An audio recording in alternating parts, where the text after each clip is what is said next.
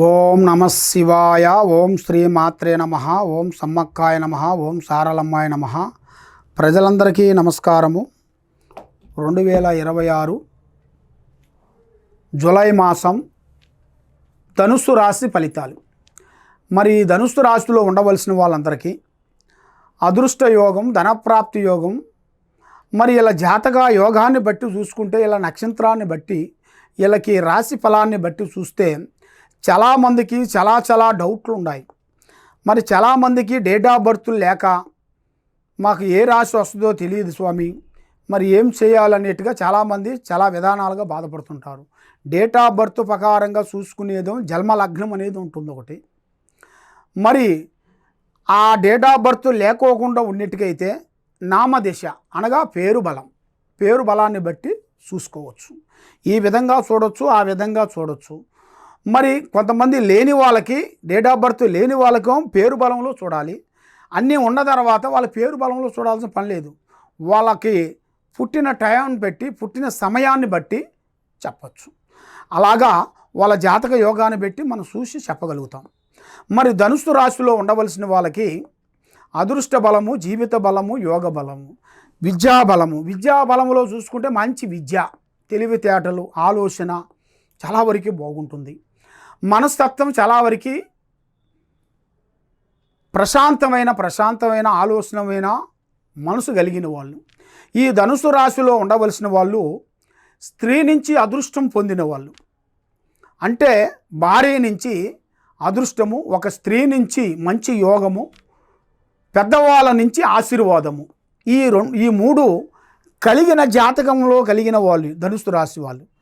ఈ ధనుసు రాశి వాళ్ళు మెయిన్గా చేయాల్సిన కార్యక్రమాలలో ఏ కార్యక్రమం చేసినా, ఏ పని చేసినా కూడా వాళ్ళకి సక్సెస్ కాకోకుండా ఉండటం, మానసికమైన ఒత్తిడి కొన్ని రావటం, లక్ష్మీ ఇలా చేతిలో ఎక్కువగా నిలబడుకోకుండా ఉండటం, నమ్మిన వాళ్ళు కొంతమంది మోసం చేయటం, మరి విద్యలో కూడా ఎంత చదివినా కూడా వాళ్ళకి ఉద్యోగపరంగా దగ్గరికి వచ్చింది దూరం కావటం, మరి వాళ్ళు స్థానాలు మార్పు అనగా ఇల్లులో నుంచి వాళ్ళు మారుతూనే ఉంటారు. ఒక దుక్కున స్టాండర్డ్గా నిలబడరు. ఒక దుక్కున స్టాండర్డ్గా సొంత స్థానం కట్టుకొని ఉన్నా కూడా ఆ స్థానంలో కూడా నిలబడతానికి కూడా వాళ్ళకి అవకాశం అనేది ఉండదు. ఎందువల్లంటే వాళ్ళ మీద ఉండాల్సిన గ్రహాలు అలాగా వర్తిస్తున్నాయి. మరి ఈ ధనుసు రాశిలో ఉండవలసిన వాళ్ళకి రాజకీయంగా మంచి అభివృద్ధి, వ్యాపార రంగంలో విజయము, పెద్ద కార్యక్రమాలు కొన్ని పూర్తి చేయాల్సిన యోగం కూడా ఇలా జాతకంలో చాలా వరకు కనబడుతుంది. కాబట్టి నమ్మిన వాళ్ళ నుంచి నమ్మక ద్రోహం కనబడుతుంది. ఎక్కువగా స్నేహం అనేది ఎక్కువగా ఉండకూడదు. అధిక స్నేహం ప్రాణానికి మోసం. ఆ స్నేహం వల్ల వీళ్ళకి లేనిపోయిన సమస్యలు కొన్ని ఎదురు రావటం, ఏ కార్యక్రమం చేసినా ఆ కార్యక్రమాలలో కొన్ని ఇబ్బందులు కలగటం, సాయం చేస్తున్న వాళ్ళు ఆ టయానికి వచ్చి సాయం చేయకోకుండా ఇబ్బంది పెట్టడం, కొన్ని పోలీస్ స్టేషన్లు సమస్యలు కానీ, కోర్టు సమస్యలు కానీ, లేనిపోయిన సమస్యలు కానీ వీళ్ళకి కొంచెం ఎదురవుతుంటాయి. ఒక స్త్రీ నుంచి కానీ సమస్యలు కొంచెం ఎదురవుతుంటాయి. అలాంటి సమస్యలతో సతమతం అయిపోతుంటారు వీళ్ళు. ఏ పని చేయలేని పరిస్థితి, ఎక్కడికి పోయినా కూడా మైండు త్రికార శుద్ధి, మనశ్శాంతి అనేది వీళ్ళకి డిస్టర్బెంట్ అవుతుంటుంది.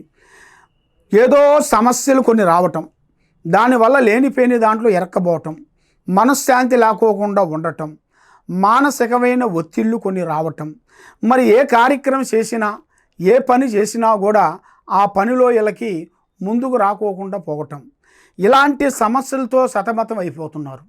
మరి ఇలాంటి సమస్యలతో సతమతం అయ్యే వాళ్ళందరికీ మంచి రాజయోగం అనేది రాబోతుంది. అది ఊహించని అదృష్ట యోగం అంటారు. కాబట్టి రాముల వారికే 14 సంవత్సరాలు వనవాసం పట్టింది మానవులం. కాబట్టి మనకి ఎన్నో సమస్యలు ఎదురవుతుంటాయి.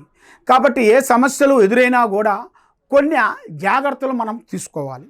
ఆ జాగ్రత్తలు తీసుకోకుండా అశ్రద్ధగా మనం చేసినట్టుగైతే ఏం కాదులే, అది మనకు వచ్చి పడుతుందా, ఇది వచ్చి మనకు పడుతుందా, ఏం కాదులే అన్నట్టుగా కొద్దిగా మూర్ఖంగా ఆలోచన చేసినట్టుగైతే లేనిపోయిన సమస్యలు మనకు ఎదురొచ్చే మార్గాలు కొన్ని ఉన్నాయి. అలాంటి సమస్యల్ని మనం దూరం చేసుకొని అదృష్ట బలాన్ని ముందుకు తెచ్చుకొని చేసే వ్యాపార బిజినెస్లలో కూడా కొన్ని మార్పులు చేసుకోవాలి. అదే దాన్ని మనం కంటిన్యూ చేసుకుంటూ పోకూడదు. ఎన్ని రోజులు మీరు కంటిన్యూ చేసినా కూడా దాంట్లో అభివృద్ధి అనేది పెద్దగా రాదు. దానివల్ల మీకు నష్టమే తప్పనించి లాభం అనేది ఉండదు. కాబట్టి అదే విషయము ఏరే వాళ్ళు చేశారనుకోండి, వాళ్ళు కోట్లు సంపాదించేస్తారు. మీరు చెడము తీరుకుండదు, దాని మీద ఆదాయం ఉండదు.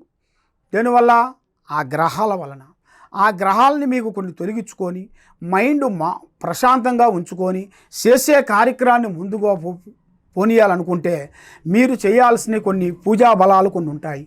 మరి మీరు ఎక్కడెక్కడో వెళ్ళి ఎన్నో పూజలు చేసుకొని ఎన్నో విధానాలుగా ప్రార్థనలు చేసుకొని ఎన్నో పూజలు చేసుకున్నా కూడా ఏ పూజ చేసినా మీకు ఫలించుకోకుండా చేతికాడికి వచ్చింది నోటికి అందుకోకుండా పోవటం, ఇలాంటి సమస్యలతో మీరు ఎన్నో బాధలు పడుతూ ఉన్నారు. కాబట్టి మీరు చేయాల్సిన పూజా బలం ఫస్ట్ ఓం శ్రీ స్వామి శ్రీరాముణ్ణి పూజించాలి. మరి ఏ స్వామిని పూజిస్తే మనకి కలిసి వస్తుంది, ఏ స్వామిని మనం ఆరాధిస్తే మనకు బాగుంటుంది? శ్రీరాముణ్ణి పూజించాలి. మనకు దగ్గరలో ఉండాల్సిన రామాలయం దగ్గరికి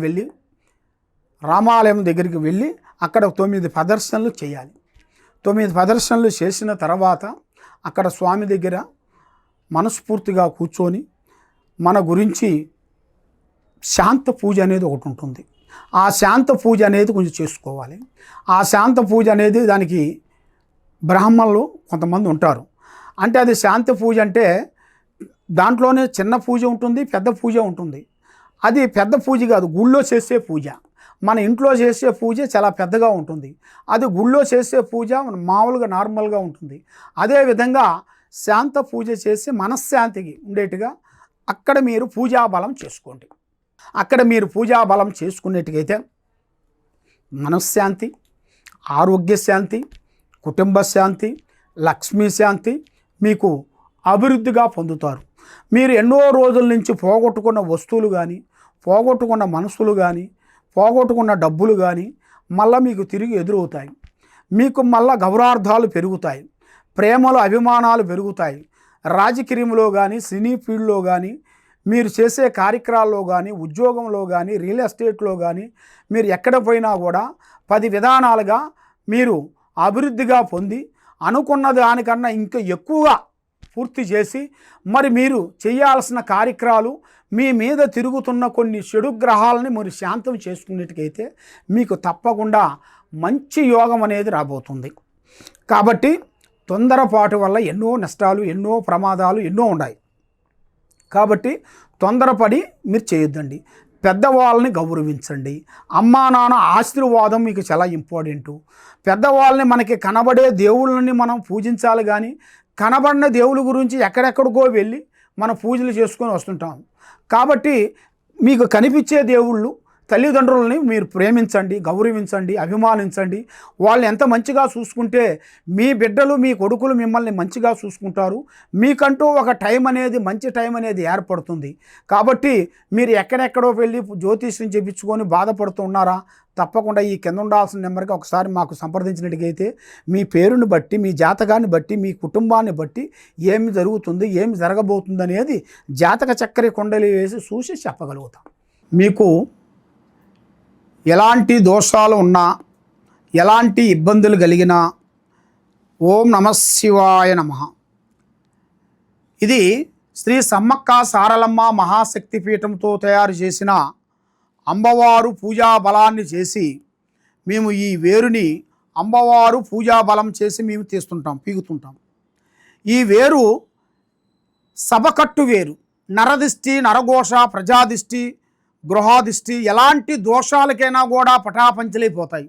నరదిష్టికి, మీ కుటుంబానికి, మీ పిల్లలకి ఎలాంటి ప్రాబ్లం ఉన్నా కూడా ఈ వేరుని మేము మాఘశుద్ధ పౌర్ణమి రోజున మేము పూజా బలాలు చేసి, హోమాలు చేసి, కట్టుగట్టి ఈ వేరుని మేము భూమిలోంచి తీసి ఇది మేము ఇస్తుంటాం.